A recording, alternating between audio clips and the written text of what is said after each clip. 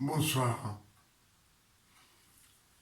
Vous qui regardez et écoutez le message, je vous salue au nom de notre Père éternel et au nom de notre Sauveur et Seigneur Jésus-Christ. Une fois de plus, je suis parmi vous et je suis heureux. Je suis heureux de pouvoir vous apporter un nouveau message, un message de révélation. Comme je vous le dis toujours,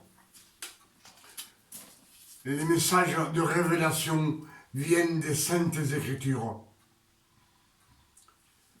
de la parole de notre Père éternel. Pour cela, je vous dis, toujours méditez les Écritures.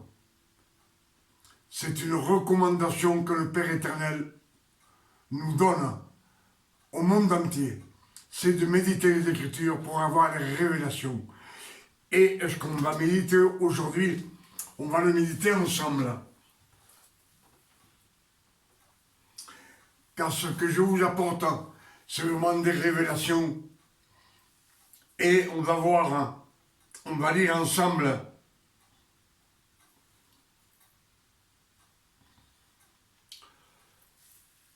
Colossiens 1, verset 26.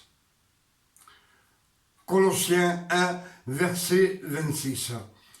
Le mystère caché de tous les temps et dans tous les âges, mais révélé maintenant à ses saints, à qui Dieu a voulu faire connaître quelle est la glorieuse richesse de ce mystère parmi les païens, savoir Christ en vous, l'espérance de la gloire. Les mystères cachés de tout temps et dans tous les âges, mais révélés maintenant à ses saints.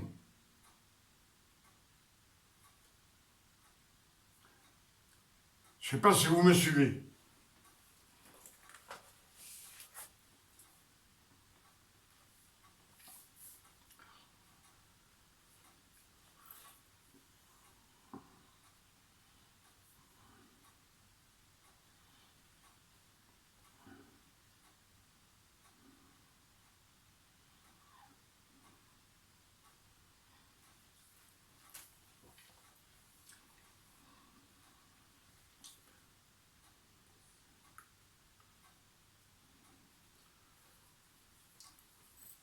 Romains 5,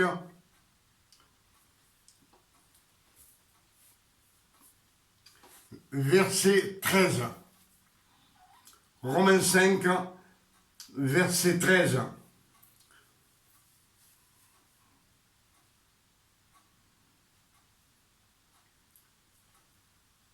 Car jusqu'à la loi, le péché était dans le monde.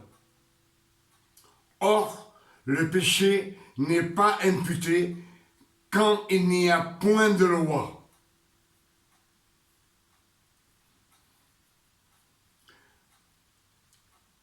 Car jusqu'à la loi, le péché était dans le monde. Jusqu'à la loi. Jusqu'à Moïse. Cependant, la mort régnait depuis Adam jusqu'à Moïse, même sur ceux qui n'avaient pas péché par une transgression semblable à celle d'Adam, lequel est la figure de celui qui devait venir. Adam est la figure de celui qui devait venir, de nouvel Adam, Jésus.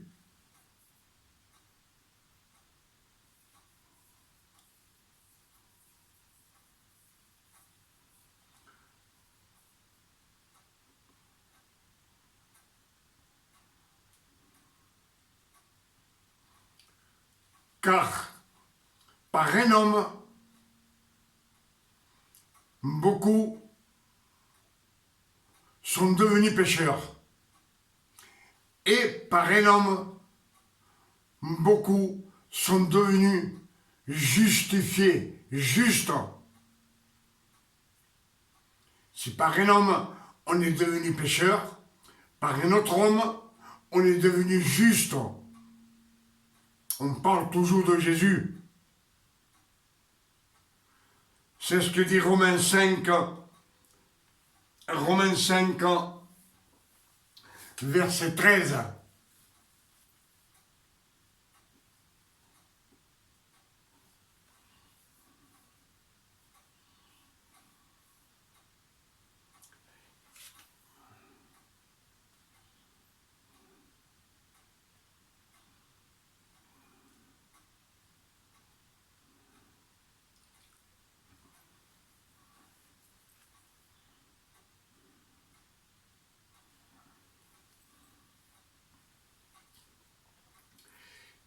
Ésaïe 44, verset 22. Ésaïe 44, verset 22. J'efface tes transgressions comme un nuage et tes péchés comme une nuée. Reviens à moi, car je t'ai racheté. Ésaïe, c'est environ 900 ans avant que le Christ naisse.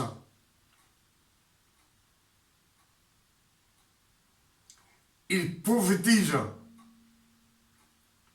qu'il nous a rachetés, qu'il a effacé toutes nos transgressions, qu'il a effacé tous nos péchés.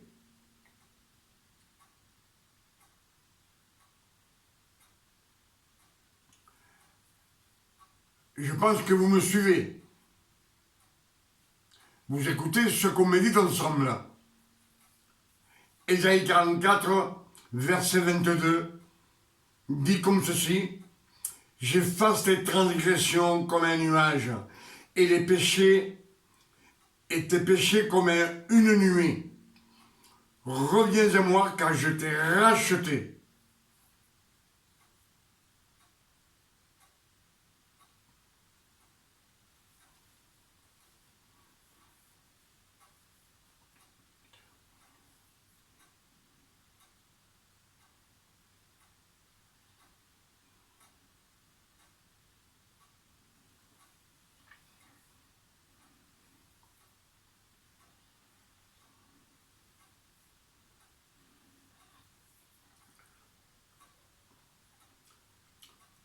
Colossiens 2, verset 14.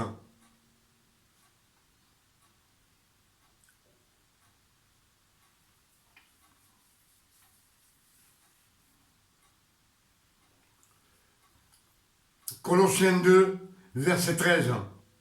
Vous qui étiez morts par vos offenses et par la circoncision de votre chair, il vous a rendu à la vie avec lui, en nous faisant grâce pour toutes nos offenses. Il a effacé l'acte dont les ordonnances nous condamnaient et qui subsistait contre nous. Et il les a détruites en les clouant à la croix.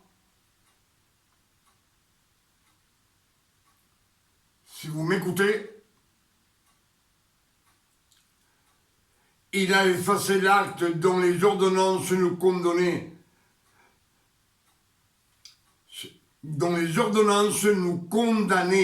et qui subsistaient contre nous. Et il les a détruites en les clouant à la croix. Il a dépouillé les dominations et les autorités et les a livrées publiquement en spectacle, en triomphant d'elles par la croix. Colossiens 2, verset 13 à 15.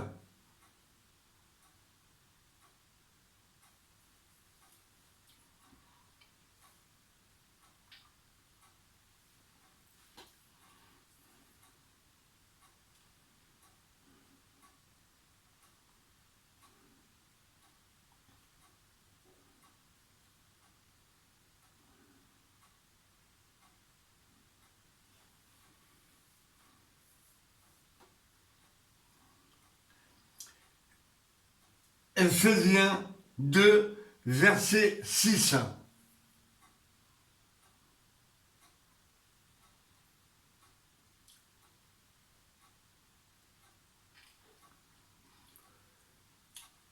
Ephésiens 2, verset 5. Nous qui étions morts par nos offenses, nous a rendus à la vie avec Christ. C'est par grâce que vous êtes sauvés. Il nous a ressuscités ensemble et ensemble. Il nous a fait asseoir ensemble dans les lieux célestes en Jésus-Christ.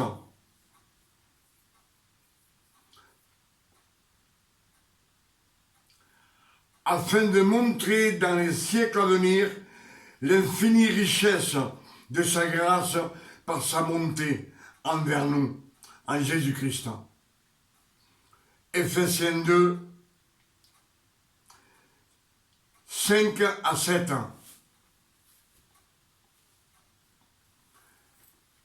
Il nous a ressuscités ensemble et ensemble, il nous a fait asseoir ensemble dans les cieux célestes.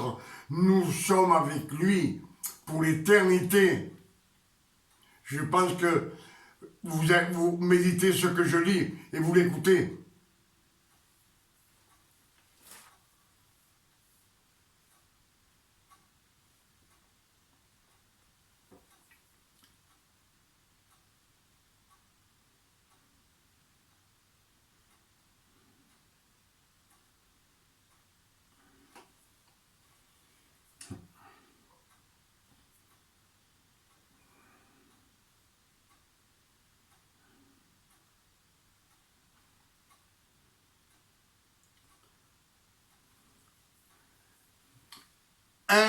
Pierre,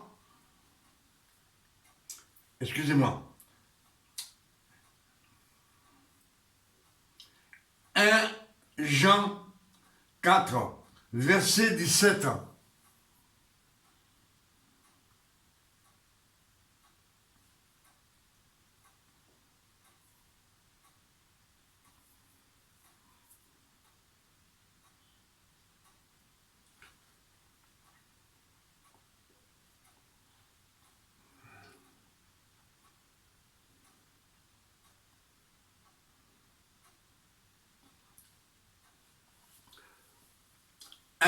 Un Jean 4, verset 17, dit comme ceci: tel il est, tel nous sommes dans ce monde. C'est en cela que l'amour est parfait en nous, afin que nous ayons de l'assurance au jour du jugement. Tel il est, c'est au présent, hein. C'est pas dans le passé ni dans le futur. Tel il est, c'est aujourd'hui. Il est auprès du Père. Tel il est, tel nous sommes dans ce monde. Et nous avons l'assurance qu'on est avec lui, qu'on est sauvé. Par grâce, par le don de notre Père éternel. Un don non mérité, mais on l'a reçu par Jésus-Christ. Pour son mérite. Et je pense que je suis clair avec vous. Ce qu'on médite ensemble, je le médite avec vous, hein.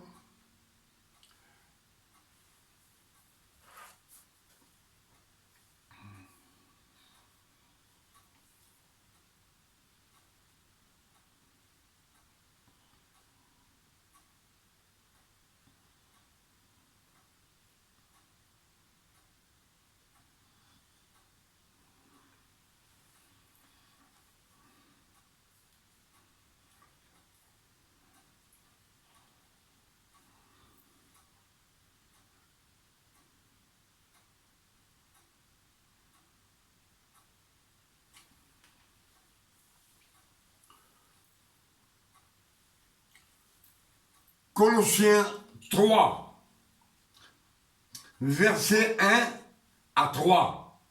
Colossiens 3, verset 1 à 3. Si donc vous êtes ressuscité avec Christ, cherchez les choses d'en haut, où Christ est assis à la droite de son Père. C'est aujourd'hui. Cherchez les choses d'en haut, où Christ est assis à la droite de Dieu.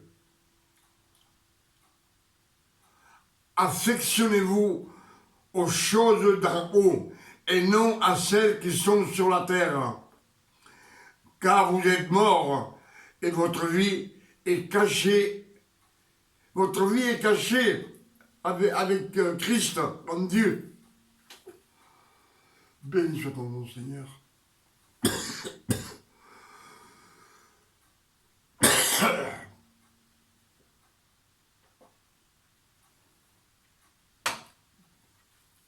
Toute cette révélation vient de Paul,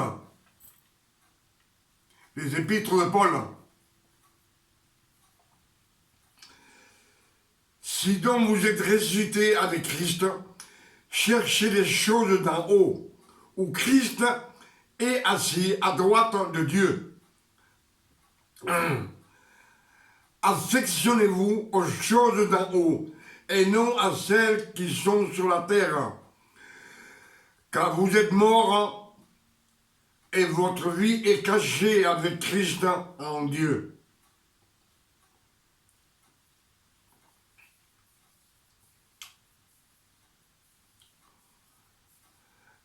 Quand Christ, votre vie paraîtra, alors vous paraîtrez aussi avec lui dans la gloire.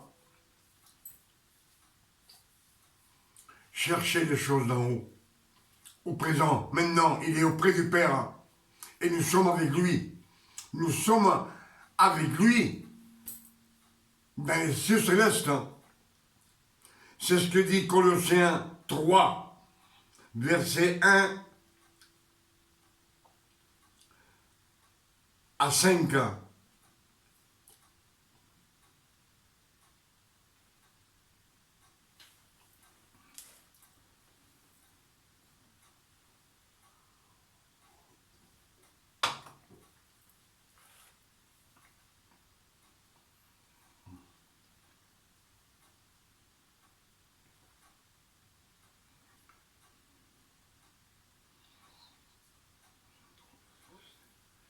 Colossiens 3.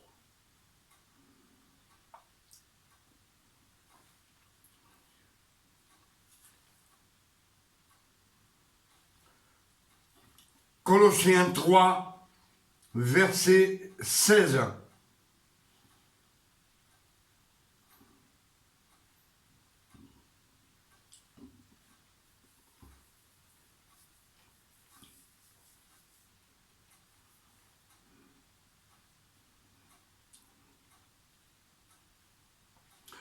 Colossiens 3, verset 15. Et que la paix du Christ, à laquelle vous avez été appelés pour former un seul corps, régnez dans vos corps. Et que la paix de Christ, à laquelle vous avez été appelés pour former un seul corps, règne dans votre cœur. Et soyez reconnaissants. Que la parole de Christ habite parmi vous abondamment. Instruisez-vous et exhortez-vous les uns aux autres en toute sagesse. Que la parole du Christ habite parmi vous abondamment. Ce que nous disent les Écritures, c'est de parler toujours de Jésus, de la grâce de notre Seigneur Jésus-Christ, afin qu'on puisse marcher dans la sainteté avec le Père éternel. Je pense que ce que je vous dis, c'est bien, pour moi c'est clair. Si vous méditez ce message que je vous ai apporté ce soir, vous verrez que toutes les Écritures parlent de Jésus, de la bonté, de son amour et de l'amour de Dieu pour nous. Parce que tout cela a été fait pour nous racheter de la mort, pour nous racheter de la loi et qu'on vive heureux avec le Père éternel, comme on vit aujourd'hui les fils de Dieu. Pour cela, il vous dit que la parole de Christ habite parmi vous.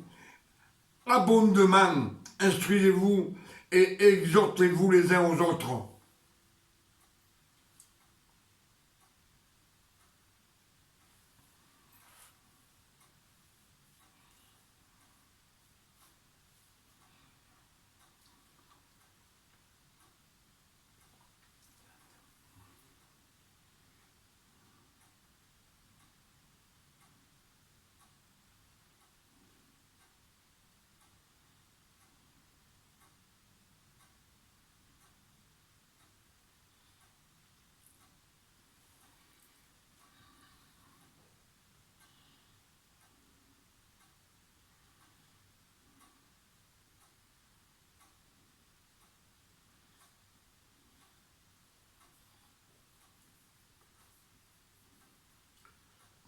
Galates 4, verset 4.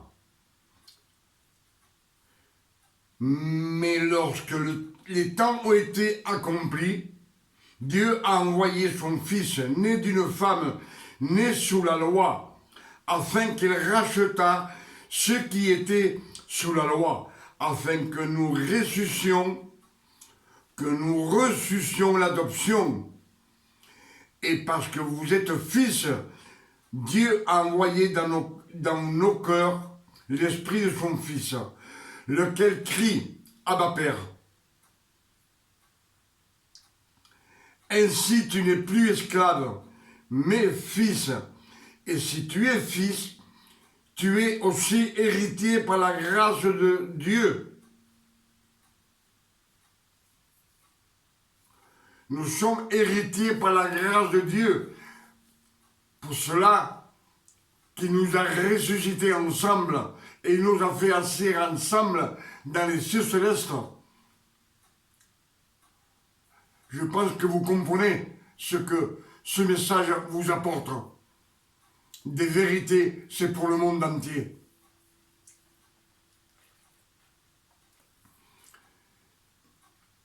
Quand le Père éternel a ressuscité, il nous a ressuscités ensemble avec Jésus-Christ. Et ensemble, il nous a assis dans les cieux célestes. Et il a mis l'esprit de son Fils dans nos cœurs, afin que nous soyons des fils de Dieu. Nous ne sommes plus des ouvriers, nous ne sommes plus des disciples. Nous sommes fils de Dieu, frères en Christ. Je pense que ce que je suis en train de...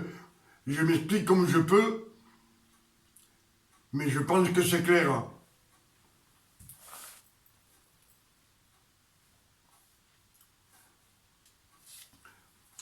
Pour cela, comme je vous ai dit, les révélations qui sont cachées, quand on médite, elles sortent, elles rentrent dans votre cœur, de votre cœur, elles montrent dans votre mémoire. Et après, il faut les prêcher au monde entier. Le monde entier a besoin de la vérité.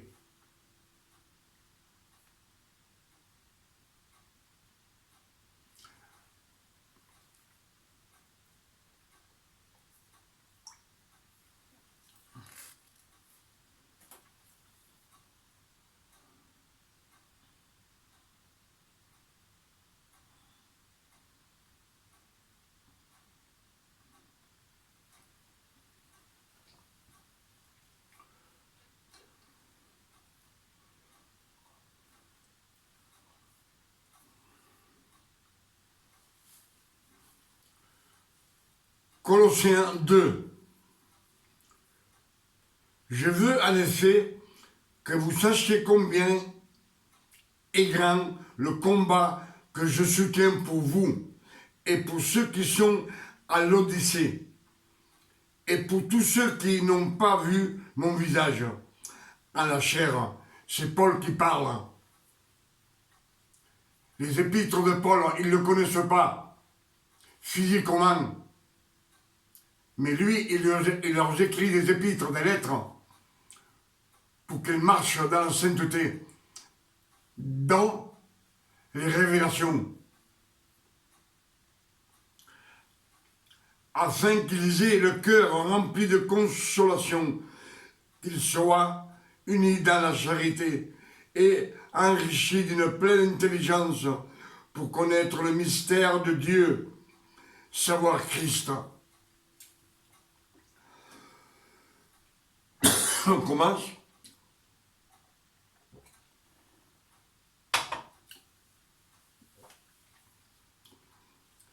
Mystère dans lequel sont cachés tous les trésors de la sagesse et de la science.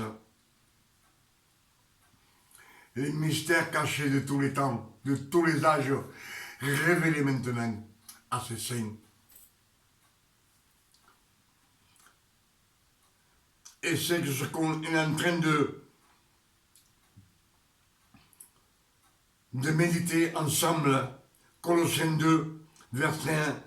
Je veux en effet que vous sachiez combien est grand le combat que je soutiens pour vous et pour ceux qui sont à l'Odyssée et pour tous ceux qui n'ont pas vu mon visage à la chair. C'est-à-dire que Paul, personne ne le connaît. C'est des épîtres qu'il envoie.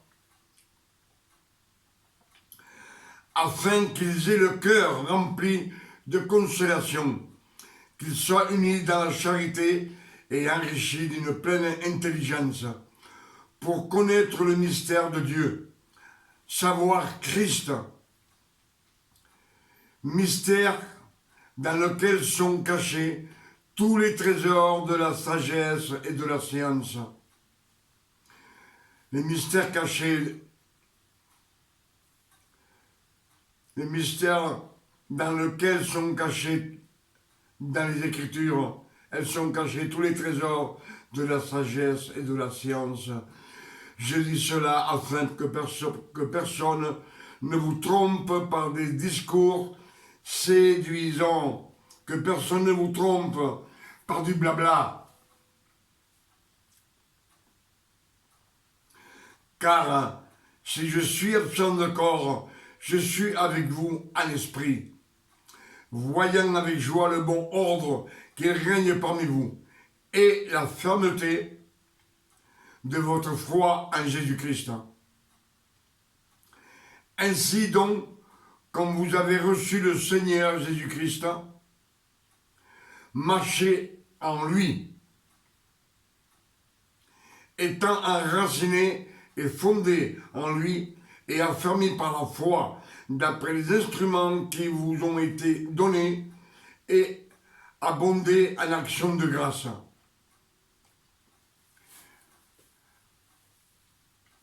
Il faut rester dans la sainteté. On est des fils de Dieu. On ne peut pas partir. On ne peut pas. Il faut qu'on reste dans la sainteté parce qu'on est fils de Dieu.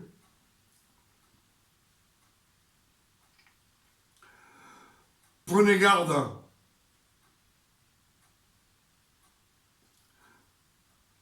Que personne ne fasse de vous sa proie par la philosophie et par une vaine tromperie, s'appuyant sur la tradition des hommes, sur les rudiments du monde et non sur Christ.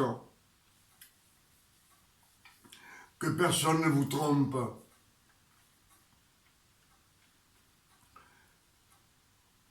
Par la philosophie et par une vaine tromperie, s'appuyant sur la tradition des hommes, sur les rudiments du monde et non sur Christ.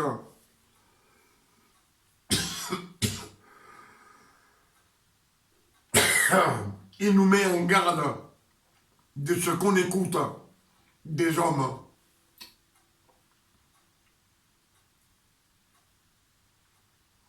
ce qu'on écoute des hommes, il nous met en garde. Parce que la gentillesse des hommes n'est pas agréable à Dieu. C'est de leur orgueil.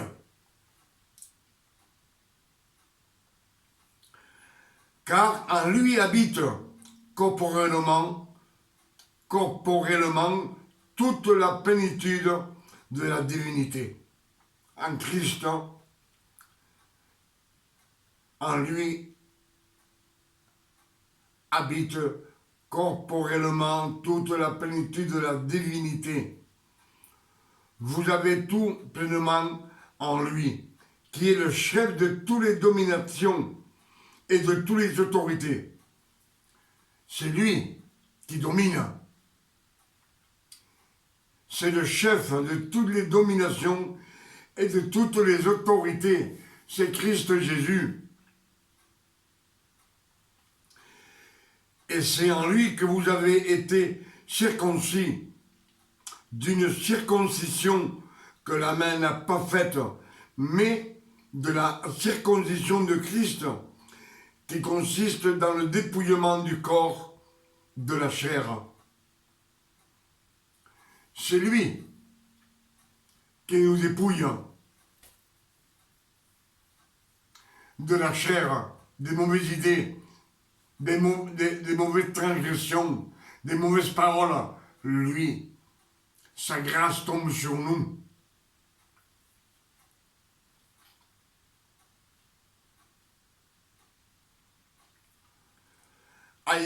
Ayant été enseveli avec lui par le baptême. Le baptême, c'est l'eau de la parole. Hein.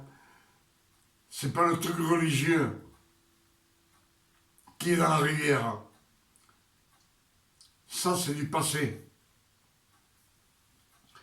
Ayant été enseveli avec lui par le baptême, vous êtes aussi ressuscités en lui et avec lui par la foi en la puissance de Dieu qui l'a ressuscité des morts. Père éternel l'a ressuscité des morts et nous avec, il nous a ressuscités ensemble. Vous qui étiez morts par vos offenses et par la circoncision de votre chair, il vous a rendu à la vie avec lui, en nous faisant grâce pour toutes nos offenses. Il a tout effacé. Il nous fait grâce de toutes nos offenses. Il n'arrête pas de le répéter dans tous ces versets de la Bible qu'on a lus.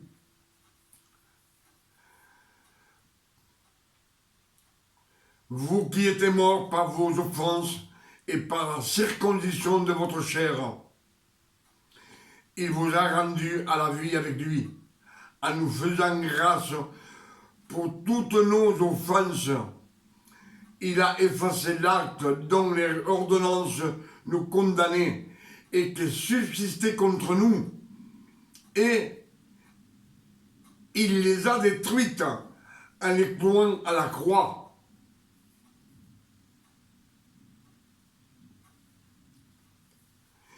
Il a dépouillé les dominations et les autorités et les a livrées publiquement en spectacle, en triomphant d'elles par la croix. Que personne donc ne vous juge au sujet du manger ou du boire, ou au sujet d'une fête, d'une nouvelle lune ou des Shabbats. Que personne ne vous juge. C'était l'ombre des choses à venir, mais le corps est en Christ.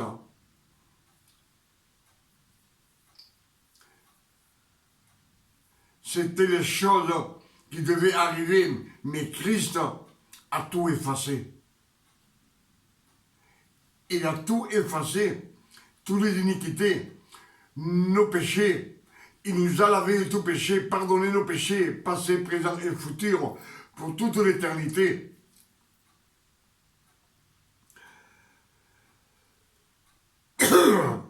Qu'aucun homme sous une apparence d'humilité et par un culte des anges, ne vous ravise.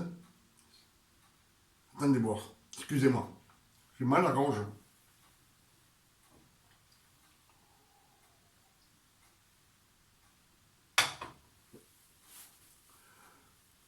Qu'aucun homme, sous une apparence d'humilité et par un culte des anges, ne vous ravisse à son gré le prix de la course. Le prix de la course, c'est la couronne de gloire. Que personne vous la ravisse. Ne vous laissez pas faire. N'écoutez pas ce qu'on dit. Méditez les Écritures et c'est elles qui vont vous donner la couronne de vie. C'est bien ce qu'on nous dit, qu'aucun homme nous, sous une apparence d'humilité et par un culte des anges, ne vous ravisse à son gré le prix de la course, tandis qu'il s'abandonne à ses visions et qu'il est enflé d'un vain orgueil par ses pensées charnelles. Que personne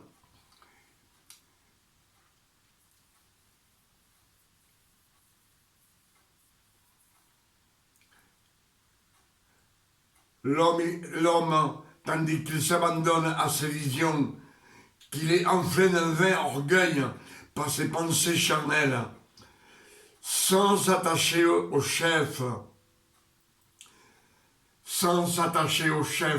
chef, c'est Jésus-Christ. Il ne s'attache pas à lui, il s'attache simplement à tout ce qu'on lui a dit. Toutes ces fausses doctrines qu'on nous met en tête.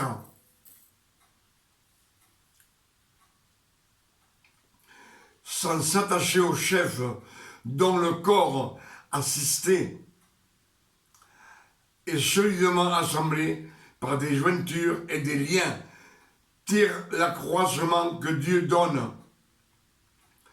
Si vous êtes mort avec Christ au rudiment du monde, pourquoi que, comme si vous étiez dans le monde, vous impostons ces préceptes? Ne prends pas, ne goûte pas, ne touche pas. Préceptes qui sont tous préceptes qui tous deviennent pernicieux. Pernicieux, c'est pas agréable. Ils sont pernicieux par l'abus et qui ne sont pas fondés que sur les ordonnances et les doctrines des hommes. Sur les doctrines des hommes, tout ce qu'on veut faire de gentil par-ci, de gentil par-là, je vais faire ci, je vais faire l'autre. Je vous dis toujours, restez calme, écoutez le Père éternel, écoutez les révélations de Jésus-Christ.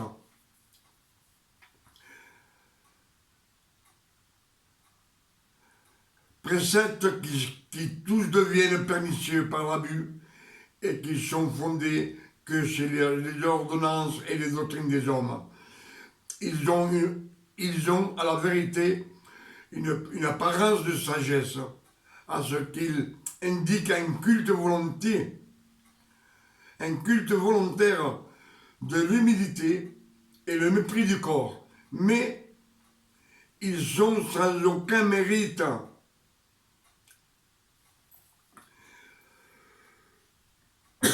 Et ils contribuent à la satisfaction de la chair. C'est-à-dire que tout cela qu'on peut faire, ce que nous disent de faire, ça n'a aucun mérite. Ce sont des doctrines d'hommes. Les doctrines d'hommes, c'est comme les doctrines de Moïse. C'était tout religieux. C'est pour cela que je vous dis beaucoup de fois, quand on jeûne, on revient à la loi. Quand on se met à genoux, on revient à la loi.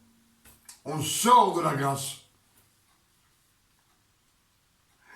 Quand on demande pardon, on revient à la loi. Parce que si vous demandez pardon au Père éternel pour quelque chose que vous avez fait, on est fils de Dieu. Et le Père éternel, il vous dit, mais je t'ai pardonné il y a 2000 ans. J'ai déjà donné mon fils unique sur la croix pour toi. Je ne sais pas si vous me suivez. Et quand le Père éternel dit, tel nous sommes, tel il est, tel nous sommes dans ce monde, tel il est, tel nous sommes dans ce monde. Donc, que si vous réfléchissez bien, Jésus sur la terre, il avait le Verbe et l'Esprit Saint dans son corps. Jésus, ça faisait 3. Et nous, quand le Père éternel nous a ressuscités ensemble avec Jésus, les Écritures disent que le Père éternel a mis dans nos cœurs l'esprit de son Fils. Donc, si je suis fils de Dieu et je suis frère en Christ, si j'ai l'esprit du Christ dans mon cœur, et en plus, j'ai le Verbe,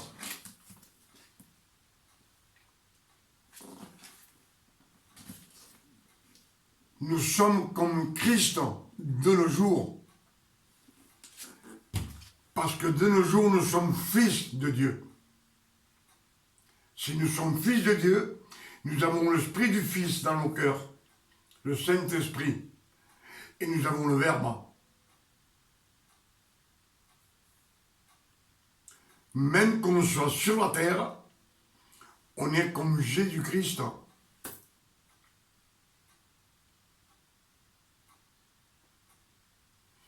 Pour cela, il nous dit que nous ne sommes plus des serviteurs, ni des disciples, mais nous sommes fils de Dieu. Nous ne sommes plus disciples. Nous ne sommes plus des ouvriers. Les ouvriers, ils ne restent pas pour toujours dans la maison du Père.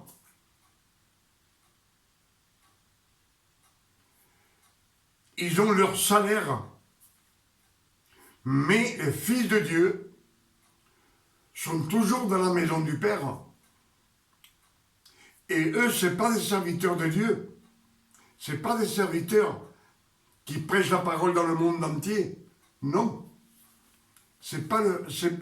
Eux, ce n'est pas des serviteurs. Le serviteur, comme je vous le dis toujours, a un salaire.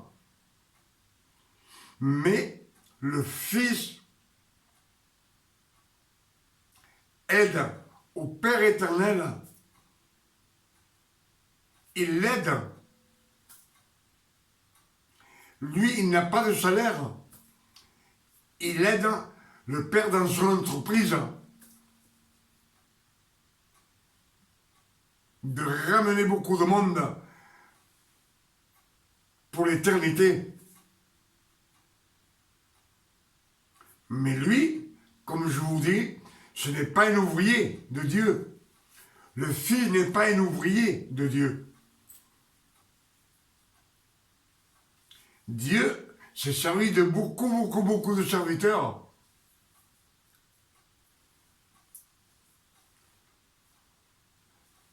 Mais le Fils n'est pas un serviteur de Dieu. C'est un Fils. Il n'a pas de salaire. Mais il a l'héritage. L'héritage du Père. Tout ce qui est au Père est à lui. Pour cela, quand Jésus-Christ dit Quand vous demandez au Père, demandez à mon nom et vous recevrez. Je pense qu'on a médité beaucoup de choses ensemble. Tout ce que le Père éternel et l'Esprit Saint ont mis dans mon cœur. Parce que à force de méditer, le Père éternel vous donne des bénédictions. Pour cela, je vous dis toujours, méditez les Écritures. C'est la seule solution d'avoir les mystères cachés de tout temps, de tout âge. Révélés maintenant à ses saints. Je pense qu'on a médité beaucoup de choses ensemble.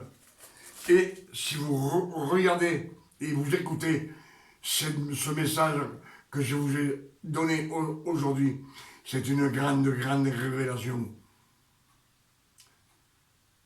Parce que tout ce travail, tout ce qu'on a lu, a été fait par le Père éternel, par le Verbe, l'Esprit Saint et Jésus. C'est le numéro 4. Le numéro 4, c'est le travail pour le monde entier.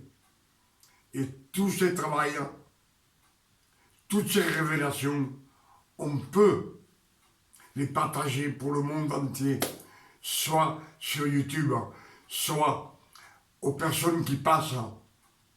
Quand on se déplace et on trouve quelqu'un, qu'on a l'opportunité de parler avec lui, de leur parler des révélations.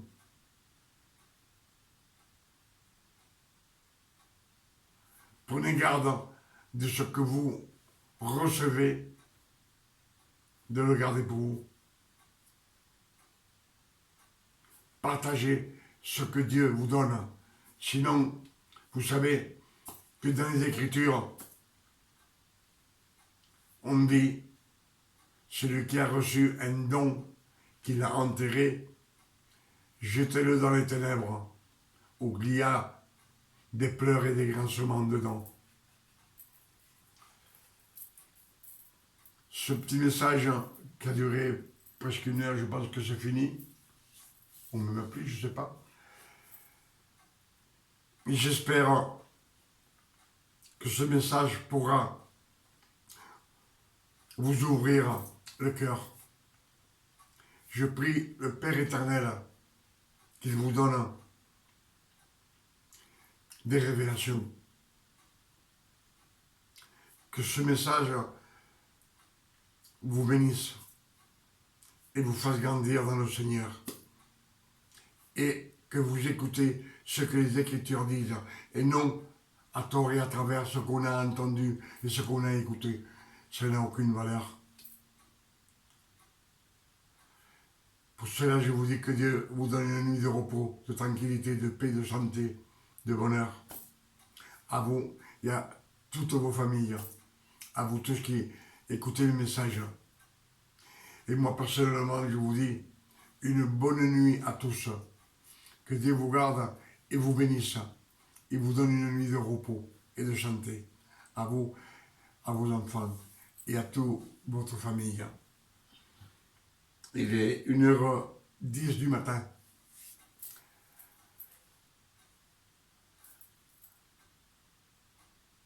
Et je vous dis bonsoir et que Dieu vous garde. Dans le nom de notre Seigneur Jésus-Christ. Amen.